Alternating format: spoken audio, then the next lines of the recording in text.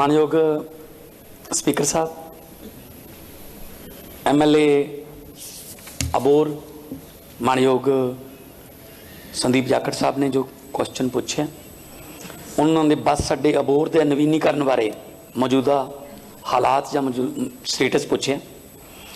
ये बारे मैं दसना चाहना सर कि अबोर जिहड़ा कस्बा है वो साडा आखिरी कस्बा है, राजस्थान नाल साडी सरहद लगती है, तो उत्थों का बस स्टैंड जिहड़ा बिल्कुल लेटेस्ट और रेनोवेटेड होना चाहिए। सर 25% के लगभग काम अबोर के बस स्टैंड का नवीनीकरण का मुकम्मल हो गया। MLA साहब ट्रांसपोर्ट विभाग वालों इस बस स्टैंड लिए 2.92 करोड़ रुपए की प्रशासकी प्रवानगी भी हो गई है तो फंड्स आ गए ने। असी तो वैसे ही कल 45 नवे जिहड़े लेटेस्ट आधुनिक बस स्टैंड बनाने बारे कल बजट के तजवीज़ दी है, क्योंकि ये जिहड़ा अबोर का बस स्टैंड है नगर निगम की मलकीती जमीन च है, सो ये रेनोवेशन की सख्त जरूरत है। तो मैनू उम्मीद है कि इस बस स्टैंड को असी विदिन 3 और 4 मंथ्स बिल्कुल अपग्रेड कर देंगे, क्योंकि जिमें चंडीगढ़ इधरों इधरली टेल है तो उधरले पास्यों पंजाब उधरले पास्यों भी तो शुरू होंदा, बट टेल ना कहिए। सो ये क्योंकि इत्थों राजस्थान नूं हरियाणे नूं इंटरस्टेट बसेस चलदियां ने, so it will be done within 3 और 4 मंथ्स और अपग्रेडेड बस स्टैंड होगा जिथे हर एक आधुनिक किस्म की जिहड़ी है सुविधा होगी। सर संदीप जाखड़ जी। स्पीकर साहब तुहाडे राही एक तो मैं CM साहब नूं दसना चाहता भी ये जिहड़े 25% दस्सिया इन्हां ने यदी प्लीज़ इंक्वायरी करवाई जाए, क्योंकि ऑन ग्राउंड मेरे ख्याल 5% तो ज़्यादा काम नहीं होया। स्पीकर साहब तो स्पीकर साहब एक होर मैं तुहाडे राही चेता कराना चाहता, आम आदमी पार्टी की सरकार है तो आम आदमी की सवारी मेरे ख्याल बस ही है जी, एंड 2 महीने तो काम बंद पिया जी, लोग खज्जल खराब हो रहे हैं। तो जिवें कि CM साहब ने आश्वासन दिता है, मैनू उम्मीद है भी उन्होंने पुल अप किया जाऊगा, महकमे नूं तो जिहड़ा भी बंदा काम कर रहा है तो छेती काम शुरू करवाया जाए। थैंक यू जी। मेरा ख्याल है बिल्कुल जे कोई इस तरह की कोताही हुई है कि 25% की 5% कम होया तो वो भी जांच कराई जाऊगी, क्योंकि तुसी उस हल्के नूं रिप्रजेंट करते हो। तो ये भी मैं तुहानूं आश्वासन देना कि जे कोई इस तरह की ऑफिसर लैवल पर या प्रशासकी लैवल पर कोई कोताही हुई है वो जांच कराई जाऊगी, पर इनू टाइम बाउंड 3-4 महीने का मैं कह दिता तो टाइम बाउंड करके उद्घाटन भी तुहाडे तो करावांगे। चलो धन्यवाद तो कर दिओ फिर संदीप जी। हाँ थैंक यू जी CM साहब, एंड उद्घाटन करने वास्ते तुहानू please it will be an honour, तुसी आके जे करोगे it will be our honour जी। हैनरी जी।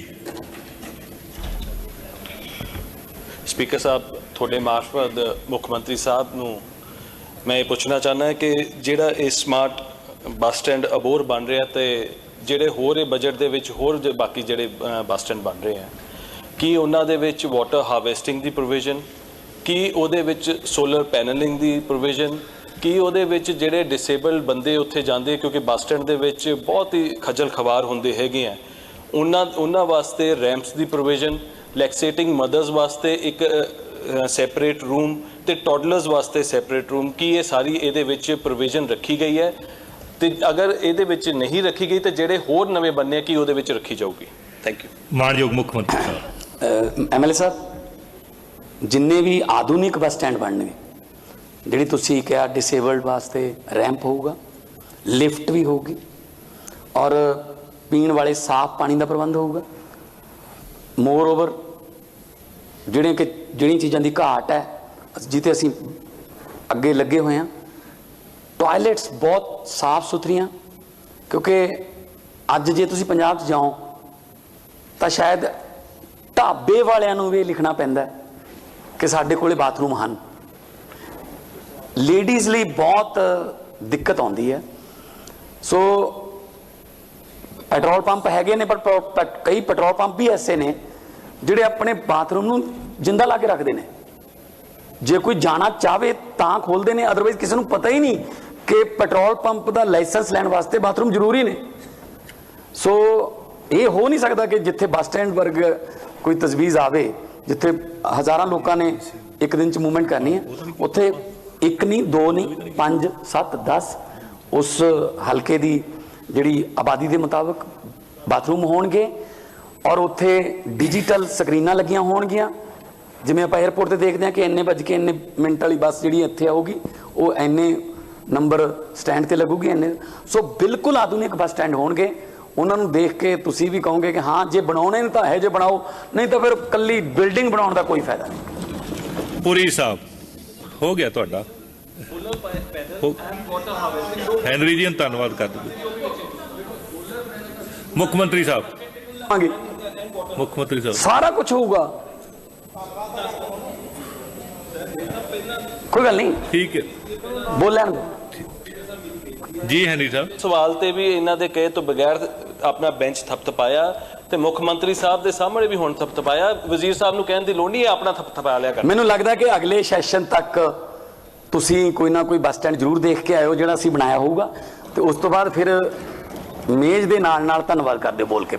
ਪੁਰੀ ਸਾਹਿਬ ਤੁਹਾਡਾ ਬਹੁਤ ਧੰਨਵਾਦ ਜੀ। ਮੈਂ ਇਸ ਵਾਸਤੇ ਖੜਾ ਹੋਇਆ ਕਿਉਂਕਿ ਸੀਐਮ ਸਾਹਿਬ ਬੱਸ ਸਟੈਂਡ ਨਾਲ ਰਿਲੇਟਡ ਗੱਲ ਕਰ ਰਹੇ ਆ, ਔਰ ਜਿਸ ਤਰ੍ਹਾਂ ਜਾਖੜ ਸਾਹਿਬ ਨੇ ਇਹਨਾਂ ਨੇ ਕਿਹਾ ਕਿ ਪੰਜਾਬ ਅਬੋਹਰ ਸਾਈਡ ਤੋਂ ਸ਼ੁਰੂ ਹੁੰਦਾ, ਉਸੇ ਤਰ੍ਹਾਂ ਸਰ ਸੁਜਾਨਪੁਰ ਜਿਹੜਾ J&K ਦਾ ਬਾਰਡਰ ਹੈ, ਔਰ ਮੇਰੇ ਪਿਤਾ ਜੀ ਜਦੋਂ ਵਜ਼ੀਰ ਰਹੇ ਆ, MLA ਰਹੇ ਆ ਸਨ 85 ਤੋਂ, ਪਰ ਉਹਨਾਂ ਨੂੰ ਇਹ ਸ਼ਾਇਦ ਪਰਮਾਤਮਾ ਦਾ ਹੁਕਮ ਨਹੀਂ ਹੋਇਆ ਕਿ ਇਹ ਕੰਮ ਪੂਰਾ ਨਹੀਂ ਕਰਵਾ ਸਕੇ।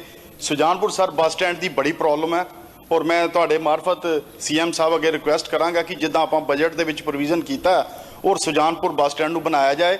ਉੱਥੇ 7 ਏਕੜ ਪੁੱਡਾ ਦੀ ਜ਼ਮੀਨ ਪਈ ਹੈ, ਸਿਰਫ ਇੱਕ ਪੁਲ ਪਾਣਾ ਪਏਗਾ ਨਹਿਰ ਦੇ ਉੱਪਰ ਤੇ ਬੱਸ ਸਟੈਂਡ ਵਾਸਤੇ ਜ਼ਮੀਨ ਅਵੇਲੇਬਲ ਹੋ ਜਾਏ। ਪੁਰੀ ਸਾਹਿਬ, ਵੱਖਰਾ ਸਵਾਲ ਬਣਦਾ ਜਾਂ ਸੀਐਮ ਸਾਹਿਬ ਚਾਹੁੰਦੇ ਆ ਤਾਂ ਫਿਰ ਕੋਈ ਗੱਲ ਨਹੀਂ ਸਰ, ਮੈਂ ਜਵਾਬ ਦੇਵਾਂਗਾ ਸਰ ਹਰ ਗੱਲ ਦਾ ਜੀ। ਸਭ ਤੋਂ ਪਹਿਲੀ ਗੱਲ ਤਾਂ ਇਹ ਹੈ, ਦੁੱਖ ਦੀ ਗੱਲ ਇਹ ਹੈ, 15 ਅਗਸਤ ਆਉਣ ਵਾਲੀ ਹੈ, 75ਵਾਂ ਸਾਲ ਆਜ਼ਾਦੀ ਦਾ ਹੋ ਗਿਆ, ਹਜੇ ਬੱਸ ਸਟੈਂਡਾਂ ਦੀ ਫਿਰਦੇ ਆ, ਸਾਡਾ ਨਹੀਂ ਬਣਿਆ ਜੀ, ਸਾਡਾ ਨਹੀਂ ਬਣਿਆ ਜੀ। ਉਹ ਪਤਾ ਨਹੀਂ ਕਿੱਥੇ ਤੱਕ ਚਲੇ ਗਏ ਜਿਹੜੇ ਸਾਨੂੰ 200 ਸਾਲ ਪਹਿਲਾਂ ਛੱਡ ਗਏ ਸੀ। ਉਹ ਆਪਣੇ ਬੱਸ ਸਟੈਂਡ ਕੀ, ਉਹਨਾਂ ਨੂੰ ਤਾਂ ਪਤਾ ਨਹੀਂ ਕਿੱਥੇ ਸਪੇਸ ਦੇ ਵਿੱਚ ਵੀ ਬੱਸ ਸਟੈਂਡ ਬਣਾ ਲਏ ਉਹਨਾਂ ਨੇ ਤਾਂ। ਸੋ ਸੁਜਾਨਪੁਰ ਦੀਨਾਨਗਰ ਇਲਾਕਾ J&K ਨਾਲ ਲੱਗਦਾ ਹੈ, ਹੱਦਾਂ ਲੱਗਦੀਆਂ ਨੇ, ਦਰਿਆ ਨਾਲ ਲੱਗਦਾ ਹੈ।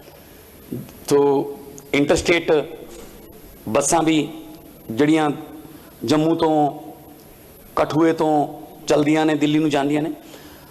ਸੋ ਬਹੁਤ ਸਾਰੀ ਟ੍ਰੈਫਿਕ ਜਿਹੜੀ ਹੈ ਉਹ ਪਹਾੜੀ ਏਰੀਏ ਦੀ, ਸੁਜਾਨਪੁਰ ਏਰੀਏ ਦੀ, ਪਠਾਨਕੋਟ ਦੀ ਹੈ। ਅਸੀਂ ਕੱਲੇ ਬੱਸ ਸਟੈਂਡ ਦੀ ਗੱਲ ਨਹੀਂ, ਪੁਰੀ ਸਾਹਿਬ, ਬੱਸ ਸਟੈਂਡ ਵੀ ਬਣੂਗਾ, ਨਾਲ ਨਾਲ ਜਿਹੜਾ ਕੰਢੀ ਦਾ ਨੈਸ਼ਨਲ ਹਾਈਵੇ, ਅਸੀਂ ਗੱਲ ਕਰ ਰਹੇ ਹਾਂ ਨੈਸ਼ਨਲ ਹਾਈਵੇ ਅਥਾਰਟੀ ਨਾਲ, ਮਿਨਿਸਟਰ ਸਾਹਿਬ ਨਾਲ, ਪਠਾਨਕੋਟ ਤੋਂ ਚੰਡੀਗੜ੍ਹ ਬਾਇਆ ਤਲਵਾੜਾ, ਇੰਨਾ ਖੂਬਸੂਰਤ ਹਾਈਵੇ ਹੋਊਗਾ। ਇੱਕ ਪਾਸੇ ਪਹਾੜ, ਇੱਕ ਪਾਸੇ ਪਾਪੂਲਰ ਦੇ ਦਰਖਤ, ਸਿੱਧੇ ਆ ਕੇ PGI ਦੇ ਕੋਲੇ ਨਿਕਲਿਆ ਕਰੋਗੇ। ਸੋ ਉਹ ਅੱਗੇ ਭਾਵੇਂ ਤੁਸੀਂ ਦੇਹਰਾਦੂਨ ਜਾਣਾ, ਅੱਗੇ ਤੁਸੀਂ ਦਿੱਲੀ ਜਾਣਾ, ਤਾਂ ਇਹ ਤਾਈਓ ਪੋਸੀਬਲ ਹੋਊਗਾ ਜੇ ਬੱਸ ਸਟੈਂਡ ਹੋਊਗਾ। ਸੋ ਬੱਸਾਂ ਤਾਂ ਤਾਈਓ ਕਾਮਯਾਬ ਹੋਣਗੇ ਜੇ ਬੱਸ ਸਟੈਂਡ ਹੋਊਗਾ, ਉੱਥੇ ਵਧੀਆ ਬੱਸ ਸਟੈਂਡ ਹੋਊਗਾ, ਲੋਕ ਉੱਥੇ ਬਿਨਾਂ ਕਿਸੇ ਦਿੱਕਤ ਤੋਂ ਚੜ੍ਹ ਸਕਣਗੇ। ਸੋ ਸੁਜਾਨਪੁਰ ਦੇ ਏਰੀਏ ਦਾ ਬੱਸ ਸਟੈਂਡ ਵੀ ਅਪਗ੍ਰੇਡਡ ਹੋਊਗਾ ਸਰ।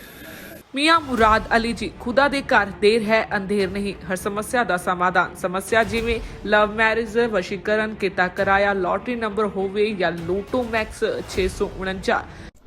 मेरे और मेरे पति के बीच में बहुत अनबन रहती थी, जिसकी वजह से मैं बहुत सारे तांत्रिकों से मिली, पर मुझे कोई समाधान नहीं मिला। उसके बाद मैं मियां मुराद अली जी से मिली, जिससे कि अब मैं अपने वैवाहिक जीवन में बहुत खुश हूँ। ਪਹਿਲਾਂ ਮੇਰਾ ਲਵ ਮੈਰਿਜ ਨੂੰ ਲੈ ਕੇ ਕੋਈ ਵੀ ਕੰਮ ਨਹੀਂ ਬਣ ਰਿਹਾ ਸੀ, ਬਹੁਤ ਜਗ੍ਹਾ ਤੇ ਧੱਕੇ ਖਾਏ। ਫਿਰ ਬਾਅਦ ਵਿੱਚ ਮੈਨੂੰ ਕਿਸੇ ਨੇ ਮੀਆਂ ਮੁਰਾਦ ਜੀ ਅਲੀ ਬਾਰੇ ਦੱਸਿਆ ਤੇ ਅੱਜ ਦੇਖੋ ਮੈਂ ਆਪਣੇ ਵਿਵਾਹਿਕ ਜੀਵਨ ਦੇ ਵਿੱਚ ਬਹੁਤ ਖੁਸ਼ ਹਾਂ। ਕਾਰੋਬਾਰ ਇੱਕਦਮ ਠੱਪ ਹੋ ਗਿਆ ਸੀ, ਅਸੀਂ ਬੜੇ ਔਖੇ ਹੋ ਗਏ। ਫਿਰ ਸਾਨੂੰ ਕਿਸੇ ਨੇ ਮੀਆਂ ਮੁਹੰਮਦ ਅਲੀ ਜੀ ਬਾਰੇ ਦੱਸਿਆ। ਉਹਨਾਂ ਨੇ ਸਾਡੀ ਸਮੱਸਿਆ ਦਾ ਚੰਗੀ ਤਰ੍ਹਾਂ ਜੜੋਂ ਨਿਪਟਾਰਾ ਕਰ ਦਿੱਤਾ। ਹੁਣ ਅਸੀਂ ਬਹੁਤ ਖੁਸ਼। ਹੁਣੇ ਕਾਲ ਕਰੋ 98 417 18786, 97 797 24075।